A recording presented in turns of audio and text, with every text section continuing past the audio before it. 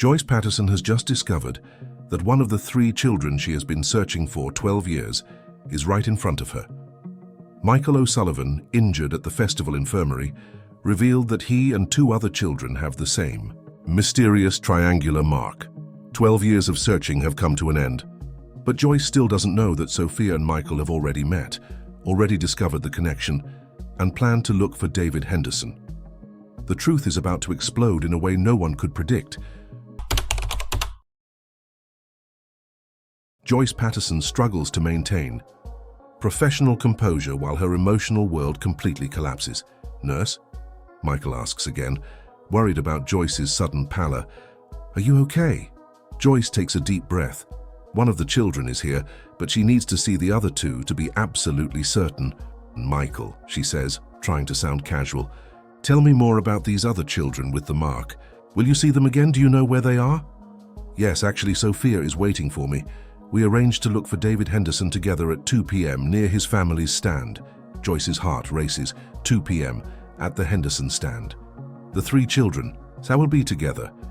"And do you think you'll be able to talk to this David about the mark?" "We hope so. Sophia thinks maybe he knows where these marks came from." Joyce finishes treating Michael's arm with trembling hands. "You're ready, Michael? It's just a mild sprain. Be careful with your arm for the next few days."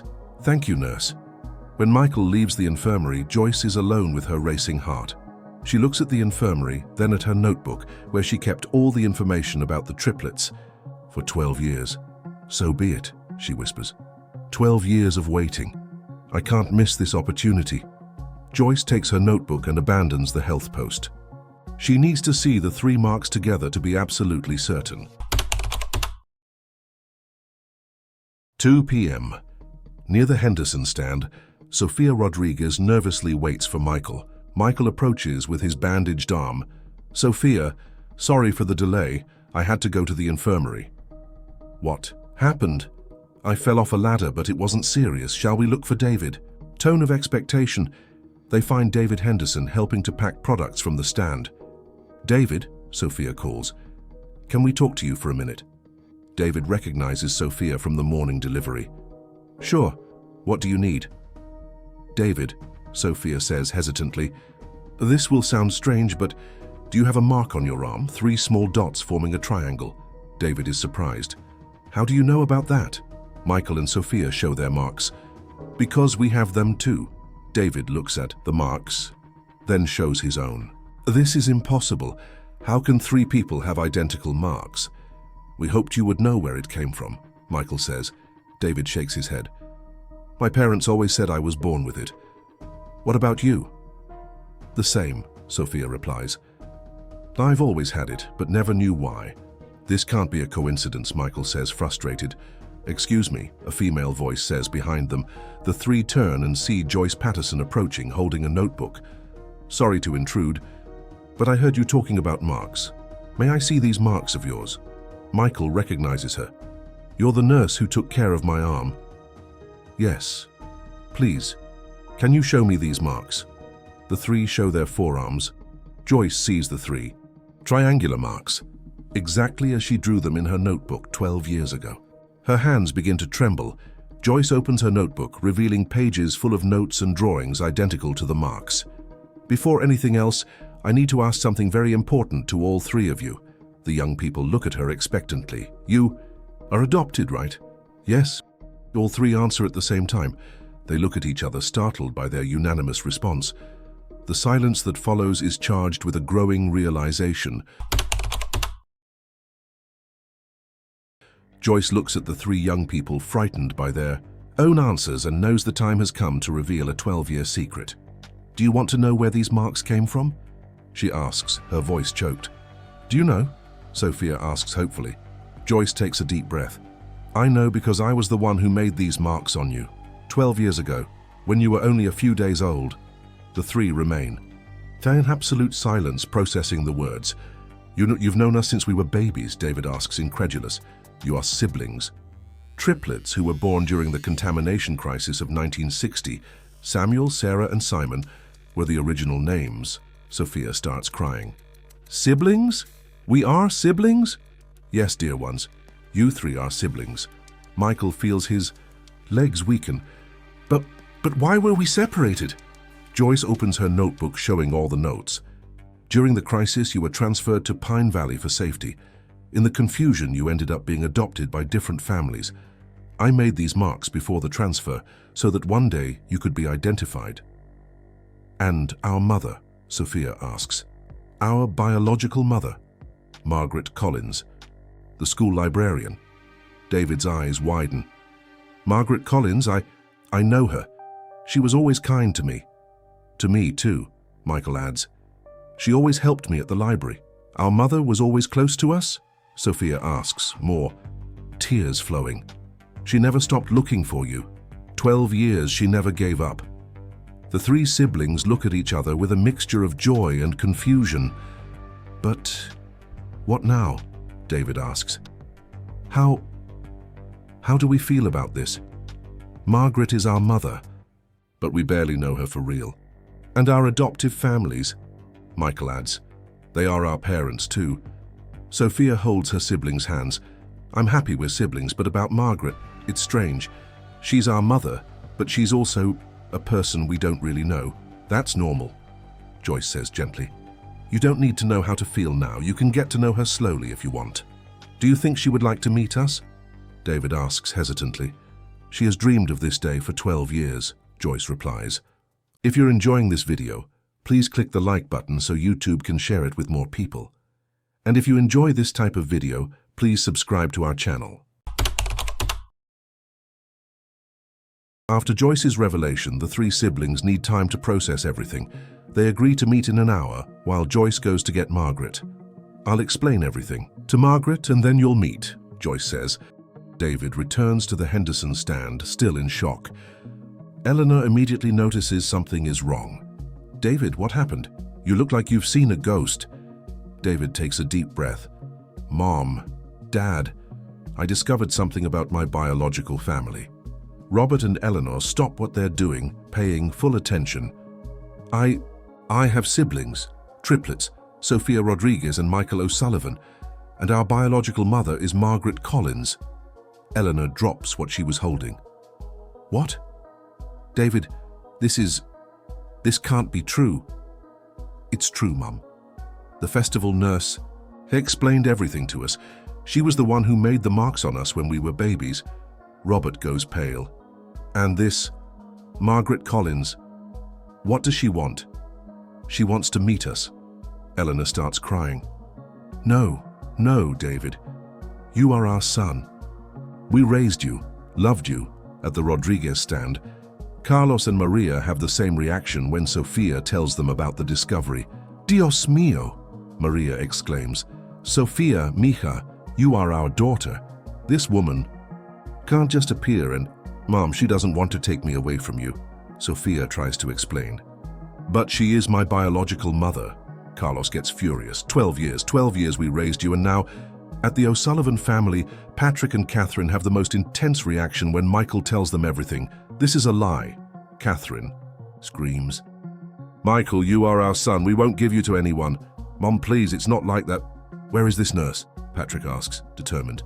I need to talk to her now. 20 minutes later, the three families meet at the festival center. Eleanor, Maria, and Catherine are visibly shaken.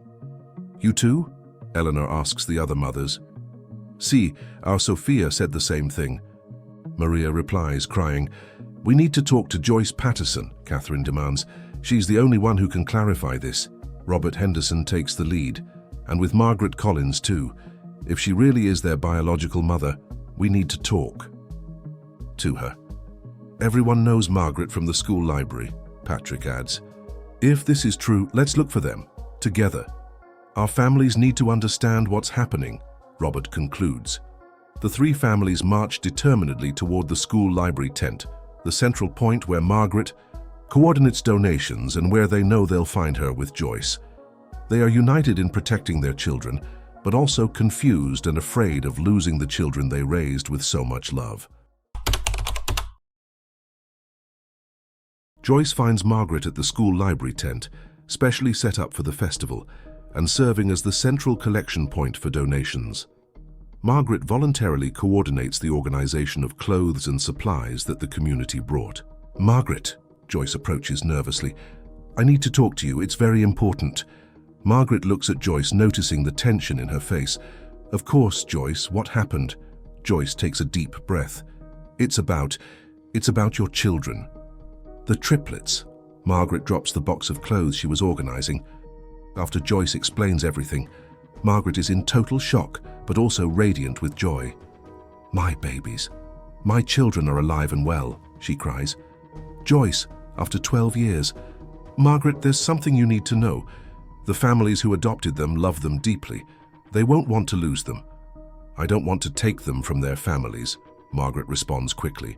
I just want to meet them." That's when the 3 adoptive families arrive, clearly agitated and defensive. "Joyce," Eleanor Henderson says, her tone firm, "we need to talk now." Joyce turns to face 6 adults determined to protect their children. "And Margaret," Catherine O'Sullivan says, looking directly at the librarian, "everyone in Millfield knows you. If you really are the biological mother of our children." Margaret steps back, intimidated by the hostility from families she has known for years. "Listen," Carlos Rodriguez says, "I don't know what game you're playing, but our children are our sons. We raised them, loved them, cared for them. And they will continue to be," Joyce interrupts. "Margaret doesn't want to take them from you." "How can we be sure?" Maria asks, still crying. Margaret steps forward despite her fear. Because you gave them everything I couldn't give. You are their true parents." The silence that follows is heavy. The adoptive families look at each other, seeing the sincerity in Margaret's eyes. "I lost my husband in the same crisis that separated me from my babies," Margaret continues, her voice broken. "For 12 years, all I wanted was to know if they were okay. You answered my prayers without even knowing it." Eleanor begins to cry. "Margaret, we didn't know." "Is David happy?" Margaret asks hesitantly. "Did he have a good life?" "Best life possible," Robert replies, his anger diminishing. "He's a wonderful boy. And Sophia is our little princess," Carlos adds, also softening. "Michael is our pride," Patrick says. Margaret smiles through her tears. "Then you did everything right. You are their parents. I would just like to be able to meet them. To be able to be part of their lives, even if just a little bit." Maria Rodriguez approaches Margaret. You don't want to take them from us?" "Never," Margaret responds firmly. "You are their family. I would just like to be part of this family too, if you allow it." It's at this moment that the 3 children appear, walking together but hesitant. They see their adoptive families talking to Margaret and Joyce, and they get nervous.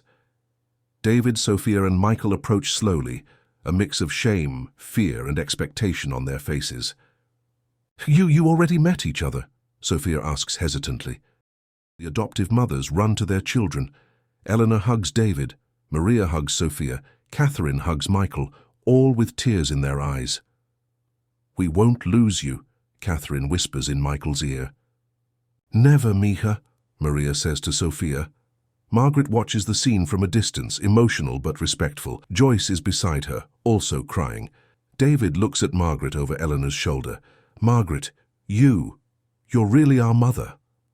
Margaret takes a hesitant step. "Yes, dear. But these women, these families, are your real parents. They raised you, loved you." Sophia breaks away from Maria's hug and looks at Margaret. "We talked about this. We want to meet you. But we're scared too." "Scared of what, Mija?" Maria asks. "Scared that you'll think we don't love you anymore," Michael replies. "You are our parents, but she's our biological mother." Eleanor approaches Margaret. "Margaret, David told me about you, about how you were always kind to him at the library." "My heart knew," Margaret replies. "Even without being sure, I always felt a special connection with each of them." Robert Henderson steps forward. "Margaret, David is our son. But if you want to be part of his life, our family." "Us, too," Carlos Rodriguez adds. "Sophia can have 2 mothers who love her." Patrick O'Sullivan, the most reluctant, finally says, "Michael, if he wants to meet you, we won't stop him." Margaret begins to cry again. You don't know what this means to me. able to meet them without taking them from their families. Sophia approaches Margaret timidly. Can you tell us about our father? About when we were babies? I can tell you everything you want to know, Margaret replies, extending her hands to the three. David and Michael also approach, and for the first time the four families, biological and adoptive, unite in a big collective embrace. Joyce watches the scene she worked 12 years to make reality. The promise has been fulfilled, she whispers. October 28, 1972. The day that changed everything in Millfield. 3 siblings discovered they were not alone in the world. A mother recovered her lost children. 3 adoptive families discovered that love doesn't diminish when it's shared. It multiplies. And Joyce Patterson could finally sleep in peace, knowing that a promise made in the midst of the chaos of a crisis was fulfilled with love and hope. David Henderson will continue helping on the farm, but now with siblings to visit and a biological mother to meet. Sophia Rodriguez will paint new pictures, inspired by a family that grew unexpectedly. Michael O'Sullivan will read even more books, but now with real family stories to share. Margaret Collins will no longer need to search for familiar faces in crowds. She found her children, and more importantly, found 3 families willing to share their love. This was the story of Millfield, a small town where secrets kept with love found their way back to the light. A story about how families come in all shapes and sizes, and about how destiny sometimes needs 12 years to make things right. Thank you for joining us on this journey. This was Millfield. If you liked this video, subscribe to the channel and share our video to help us spread our stories.